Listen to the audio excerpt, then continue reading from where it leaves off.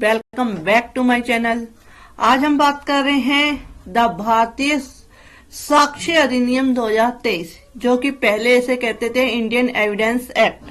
अब इसका नाम चेंज हो गया है, क्योंकि जो पहले था ये जो एक्ट था एविडेंस एक्ट, इसको अब चेंज करके 2023 का अमेंडमेंट एक्ट आ गया है, जिसमें कि बहुत सारे चेंजेस हुए हैं। इसमें जो बताया गया है, an act to be consolidate and to provide for general rules and principle of evidence for fair trial, यानी कि कौन सा साक्ष्य लिया जाएगा, कौन सा साक्ष्य जो है वो सुसंगत है, इन सब तथ्यों के बारे में, रूलिंग्स के बारे में बात करता है ये एक्ट। अब नाम चेंज हो गया है, तो इसे समझना और इस नाम को याद करना भी जो है इम्पोर्टेंट है। द भारतीय साक्ष्य अधिनियम 2023, तो आप इसे माइंड में रख लेंगे। एविडेंस एक्ट का जो नया नाम है वो भारतीय साक्ष्य अधिनियम 2023 है। और इस एक्ट में क्या क्या चेंजेस हुए हैं, तो इसको वन बाय वन समझेंगे और इसमें हर इसका जो चैप्टर है वो भी समझेंगे, साथ ही साथ सेक्शन वाइज भी इसको समझेंगे। तो इस वीडियो में देखते हैं हम कितने सेक्शंस को है क्लियर कर पाते हैं। तो पहला जो है, इसका जो फर्स्ट सेक्शन है वो है संक्षिप्त नाम, लागू होना और कब ये प्रारंभ हुआ। तो इसका जो पार्ट 1 है जो है प्रिलिमिनरी, प्रारंभिक से स्टार्ट होता है। और इसमें सेक्शन 2 जो है वो परिभाषाओं को, डेफिनेशन को डिफाइन करता है। उसके बाद आता है चैप्टर 2। चैप्टर 2 जो है वो तथ्यों की सुसंगति के विषय में बताता है कि कौन से तथ्य जो है, फैक्ट्स जो है वो सुसंगत होंगे, उसे राइट माना जाएगा, और कौन से नहीं।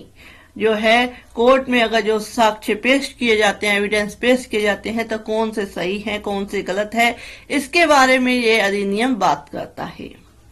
तो साथ ही साथ समझेंगे सेक्शन 3, विवादक तथ्यों और सुसंगत तथ्यों का साक्ष्य दिया जा सकेगा। सेक्शन 4 में आएगा एक ही संव्यवहार के भाग होने वाले तथ्यों की सुसंगति के बारे में समझेंगे। तो स्टार्ट करते हैं आज की वीडियो। और अगर आप मेरे चैनल पे नए हैं तो प्लीज सब्सक्राइब मेरे चैनल, और वीडियो के एंड तक देखेंगे तभी कुछ समझ में आएगा। तो स्टार्ट करते हैं हम इस सेक्शन को, और साथ में भारतीय साक्ष्य विधेयक जो है 2023, उसको, भारतीय साक्ष्य अधिनियम 2023 को। भारत गणराज्य के 14वें वर्ष में संसद द्वारा निम्नलिखित में के रूप में यह अधिनियमित हो। पहला है कि इस अधिनियम का संक्षिप्त नाम जो है वो है भारतीय साक्ष्य अधिनियम 2023 कहा जाएगा इसको। यह किसी न्यायालय में या उसके समक्ष सभी न्यायिक कार्रवाइयों जिसके अंतर्गत होना जो है सेना न्यायालय अभी सम्मिलित है को भी लागू है, किंतु ना तो किसी न्यायालय या किसी अधिकारी, ना ही किसी मध्यस्थ के समक्ष कार्रवाइयों को लागू होगा। तो ये बताया गया इसमें, यह उस तारीख को प्रवर्त होगा जो केंद्रीय सरकार राजपत्र में अधिसूचना द्वारा नियत करे। तो ये उस तारीख को प्रवर्त होगा। नेक्स्ट आते हैं चैप्टर 1। चैप्टर 1 जो है वो कहता है प्रिलिमिनरी, प्रारंभिक, जो कि सेक्शन 2 से स्टार्ट है। सेक्शन 2 जो है वो बताता है कि इस अधिनियम में जब तक कि संदर्भ से अन्यथा अपेक्षित ना हो, न्यायालय, कोर्ट के अंतर्गत, न्यायालय शब्द के अंतर्गत सभी न्यायाधीश और मजिस्ट्रेट तथा मध्यस्थों के सिवाय साक्ष्य लेने के लिए वैध रूप से प्राधिकार सभी व्यक्ति आते हैं। निश्चायक सबूत, जहां की इस अधिनियम द्वारा एक तथ्य किसी अन्य का निश्चायक सबूत घोषित किया गया है, वहां न्यायालय उस एक तथ्य के साबित हो जाने पर उस अन्य को साबित मानेगा और उसे नासाबित करने के प्रयोजन के लिए साक्ष्य दिए जाने की अनुज्ञा नहीं करेगा। नेक्स्ट आते हैं कि दस्तावेज, डॉक्यूमेंट्स क्या हैं। निश्चायक सबूत क्या है, इसको हम विद एग्जाम्पल समझेंगे, लेकिन साथ में हम पहले समझते हैं कि दस्तावेज, डॉक्यूमेंट्स क्या है। तो डॉक्यूमेंट से ऐसा कोई विषय अभिप्रेत है जिसको किसी पदार्थ पर अक्षरों अंकों, चिन्हों के साधन द्वारा या उनमें से एक से अधिक साधनों द्वारा अभिव्यक्त या वर्णित या अन्य अभिलेखबद्ध किया गया है तो उसे डॉक्यूमेंट्स कहा जाएगा। जो उस विषय के अभिलेखन के प्रयोजन से उपयोग किए जाने को आश्रित हो या उपयोग किया जा सके, और इसके अंतर्गत इलेक्ट्रॉनिक और डिजिटल अभिलेख भी शामिल है। जिसका जो एग्जाम्पल लेते हैं डॉक्यूमेंट्स का, तो लेख जो है वो दस्तावेज है। जो लेख होते हैं उनको डॉक्यूमेंट्स माना गया है। मुद्रित, शिलामुद्रित और फोटोचित्र शब्द जो है दस्तावेज है, डॉक्यूमेंट्स है। मानचित्र और रेखांक दस्तावेज है। धातुपत्र या शिला पर उत्कीर्ण लेख क्या है? डॉक्यूमेंट्स है, दस्तावेज है। जो पत्थरों पे या कोई शिलालेख है उस पे लिखे हुए होते हैं उसको भी डॉक्यूमेंट माना गया है कोर्ट के अनुसार। उपहांस्कन दस्तावेज है। ईमेल, स्वर्ण, long, computer, laptop, smartphone, message, website, अव्यवस्थित साक्ष्य में इलेक्ट्रॉनिक अभिलेख या डिजिटल युक्तियों में भंडार किए गए वॉइस मेल मैसेज दस्तावेज है। सर्वर लोग है वो भी क्या है? दस्तावेज आया है। तथ्य के संबंध में नासाबित, कोई तथ्य नासाबित हुआ कहा जाता है जब न्यायालय अपने समक्ष विषयों पर विचार करने के पश्चात या तो यह विश्वास करे कि उसका अस्तित्व नहीं है या उसके अस्तित्व को इतना अधिसंभाव्य समझे कि उस विशिष्ट मामले की परिस्थितियों में किसी ज्ञानवान व्यक्ति को इस अनुमान पर कार्य करना चाहिए कि उस तथ्य का अस्तित्व नहीं है। तो ये सारा वो बताया गया है कि नासाबित क्या होता है, नासाबित हुआ क्या, कोई तथ्य नासाबित कब होता है? जब हम उसको प्रूफ नहीं कर पाते हैं कोर्ट में। नेक्स्ट आता है साक्ष्य, एविडेंस क्या है? जो सेक्शन 2 है वो डेफिनेशंस बताता है, परिभाषा बताता है उन वर्डिंग्स की, जिससे कि आपको जब भी वो पर्टिकुलर वर्ड जो है यूज करना है तो उसकी डेफिनेशन जो है जरूरी होती है। तो सेक्शन 2 इसके बारे में बात करता है। पहले मैंने आपको बताया न्यायालय क्या है, दस्तावेज क्या है, निश्चायक सबूत क्या है, साथ ही साथ बताया कि जो नासाबित हुआ, जो हम कोर्ट में साबित नहीं कर पाए वो नासाबित हुआ कहा गया। अब बात करते हैं साक्ष्य शब्द क्या है। साक्ष्य, एविडेंस शब्द से अभिप्रेत है या इसके अंतर्गत आते हैं कथन या कोई सूचना जो इलेक्ट्रॉनिक रूप से दी गई है, जिसे न्यायालय जांचाधीन तथ्यों के विषय के संबंध में अपने सामने साक्षियों द्वारा किए गए जाने की अनुज्ञा देता है या अपेक्षा करता है, और ऐसे कथन या सूचना मौखिक साक्ष्य कहलाते हैं। तो ये बताया गया है। अब आते हैं कि दस्तावेज के अंतर्गत न्यायालय के निरीक्षण के लिए पेश की गई सब दस्तावेजें जिनके अंतर्गत इलेक्ट्रॉनिक डिजिटल अभिलेख भी हैं, और ऐसे दस्तावेजी साक्ष्य कहलाते हैं। कि साक्ष्य के अंतर्गत क्या क्या इंक्लूड होता है?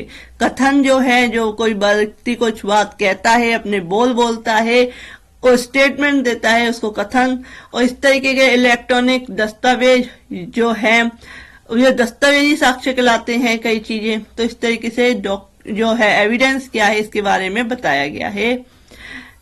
नेक्स्ट बात करते हैं तथ्य। तथ्य से अभिप्रेत है, तथ्य शब्द से अभिप्रेत है और उसके अंतर्गत आता है ऐसी कोई वस्तु, वस्तुओं की अवस्था या वस्तुओं का संबंध जो इंद्रिय द्वारा बोधगम्य हो, या कोई मानसिक दशा जिसका भान किसी व्यक्ति को हो।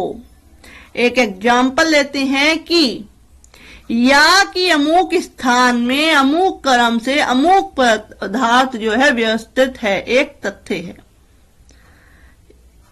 यह कि किसी मनुष्य ने कुछ सुना या देखा, एक फैक्ट है, तथ्य है। यह कि किसी मनुष्य ने अमुक शब्द कहे, एक फैक्ट है, तथ्य है। यह है कि कोई मनुष्य अमुक राय रखता है, ओपिनियन रखता है, अमुक आशय रखता है, सद्भावना पूर्वक या कपट पूर्वक कार्य करता है, या किसी विशिष्ट शब्द को विशिष्ट भाव में प्रयोग करता है, जैसे मानहानि के केसेज में होता है, या उसे किसी विशिष्ट संवेदना का भान है, या किसी निर्दिष्ट समय में था, एक तथ्य है। किसी को नॉलेज थी या किसी को नॉलेज है, ये भी एक फैक्ट है। नेक्स्ट है कि विवादक तथ्य क्या है। विवादक तथ्य जो है उससे अभिप्रेत है और उसके अंतर्गत ऐसा कोई भी तथ्य जिस अकेले ही से या अन्य तथ्यों के संसर्ग व्यवहार में किसी ऐसे अधिकार, दायित्व या नियोक्ता के जिसका किसी बात या कार्रवाई में प्रत्याख्यान या प्रत्याख्यान यानी कि इसे मना डिनाय किया जाता है या उसे स्वीकार किया जाता है, अस्तित्व अनस्तित्व, प्रकृति का विस्तार की उत्पत्ति अवश्य में होती है।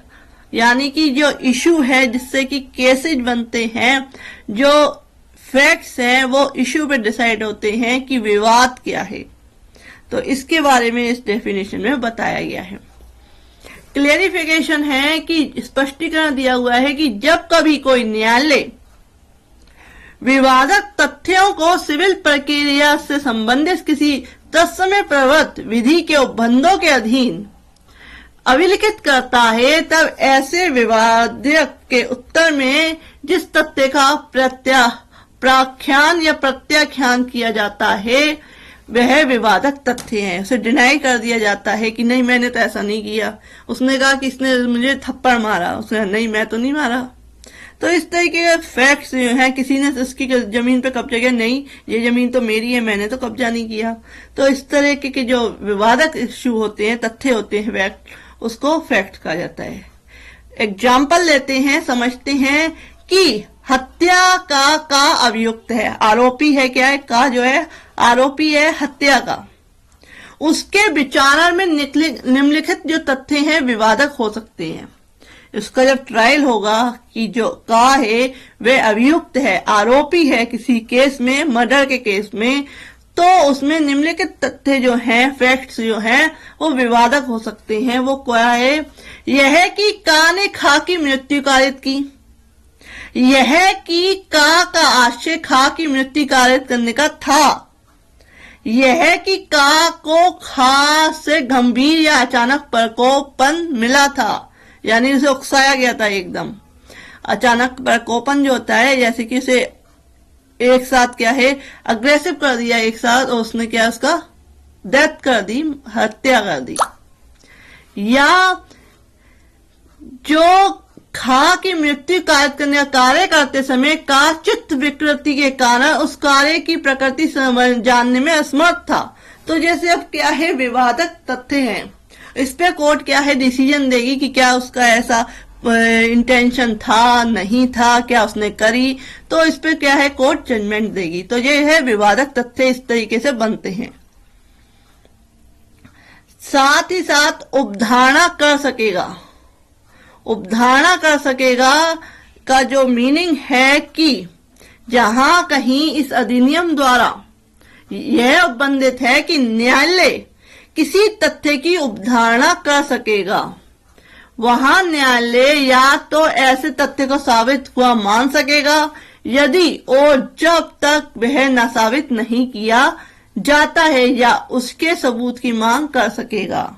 यानी कोई फैक्ट्स है, एक बंदे ने अपने फैक्ट्स रखे, तो क्या है उस पर ये उपधारणा की जाएगी, अगर उसको कोई ऑब्जेक्शन नहीं आता है अदर पार्टी की तरफ से, तो कोर्ट क्या करेगा, उपधारणा कर सकेगा कि हाँ जो फैक्ट्स है वो सही है। जब तक उसका ऑब्जेक्शन नहीं आता है, उसे नासाबित नहीं किया जाता है, तब तक क्या है उसकी उपधारणा कोर्ट कर सकेगा। तो इसका वर्ड का मीनिंग हुआ उपधारणा कर सकेगा। आप समझ गए होंगे कि किसी ने ए ने कोर्ट में फैक्ट्स रखे कि ये प्रॉपर्टी मेरी है, बी ने उसे डिनाई नहीं किया, उसका ऑब्जेक्शन नहीं किया कि नहीं ये इसकी नहीं है, तो कोर्ट क्या है उसको पे उपधारणा कर सकेगा कि ये फैक्ट्स जो रखे गए हैं वो सही है। नेक्स्ट आता है कि साबित नहीं हुआ। साबित नहीं हुआ कब माना जाता है? कोई तथ्य साबित नहीं हुआ कहा जाता है जब वह ना तो साबित किया जाता है ना ही ना साबित, यानी कोई जो है फैक्ट्स जो रखा गया है ना तो उसको साबित प्रूफ किया गया कोर्ट में, ना ही उसको क्या है डिनाई किया गया, तो उस केस में साबित नहीं हुआ ये वर्ड यूज होता है। नेक्स्ट आते हैं कि साबित। साबित जो शब्द है उसका क्या मीनिंग है? साबित जो है कोई तथ्य साबित हुआ कहा जाता है जब न्यायालय अपने समक्ष के विषयों पर विचार करने के पश्चात या तो यह विश्वास करे कि उस तथ्य का अस्तित्व है या उसके अस्तित्व को इतना अधिसंभाव्य समझे कि उस विशिष्ट मामले की परिस्थितियों में किसी प्रज्ञावान व्यक्ति को इस अनुमान पर कार्य करना चाहिए कि उस तथ्य का अस्तित्व है। तो जो होता है साबित, कि प्रूफ करिए कि ये फैक्ट्स है कि नहीं है, तो प्रूफ करना होता है कोर्ट में, उसी पे क्या है केस लड़ा जाता है, जीता जाता है। नेक्स्ट आते हैं सुसंगत। सुसंगत क्या है? सुसंगत शब्द का मीनिंग क्या है? एक तथ्य दूसरे तथ्य से सुसंगत कहा जाता है जबकि तथ्यों की सुसंगति से संबंधित इस अधिनियम के उपबंधों में निर्दिष्ट प्रकारों में से किसी भी प्रकार से वह तथ्य उस दूसरे तथ्य से सुसंगत हो, सशक्त हो, जुड़ा हुआ हो। उपधारा करेगा, अब आता है पहले था उपधारा कर सकेगा, अब करेगा उपधारा करेगा। कोर्ट कैसे उपधारा करेगा? तो इस वर्ड का मीनिंग है कि कहीं इस अधिनियम द्वारा यह निर्दिष्ट है कि न्यायालय किसी तथ्य की उपधारा करेगा, वहां न्यायालय ऐसे तथ्य को साबित मानेगा यदि और जब तक वह नासाबित नहीं किया जाता तब तक क्या है उसकी उपधारा करेगा।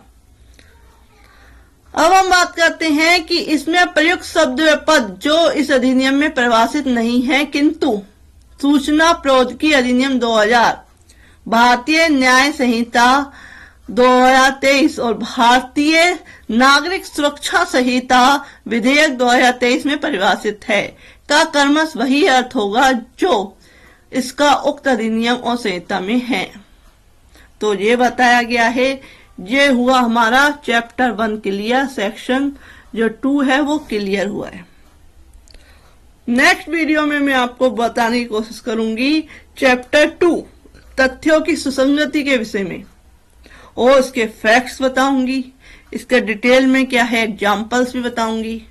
तो फ्रेंड्स, अगर आपको नई जो एविडेंस एक्ट है 2023 का अगर वो समझना चाहते हैं, भारतीय साक्ष्य अधिनियम 2023 समझना चाहते हैं, तो मेरे इस चैनल के साथ जुड़िए, मेरे चैनल को सब्सक्राइब कीजिए, नोटिफिकेशन को ऑन कीजिए, जिससे कि जैसे ही मैं वीडियो अपलोड करती हूँ आपको उसकी नोटिफिकेशन जो है मिल जाए, और मैं 1 by 1 पूरे इसको जो भारतीय साक्ष्य अधिनियम 2023 है उसको 1 by 1 क्लियर करूंगी। तो if you like my video, आप ऑनलाइन क्लासेज लेना चाहते हैं तो CPC की ऑनलाइन क्लासेज अवेलेबल है। Thank you for watching this video.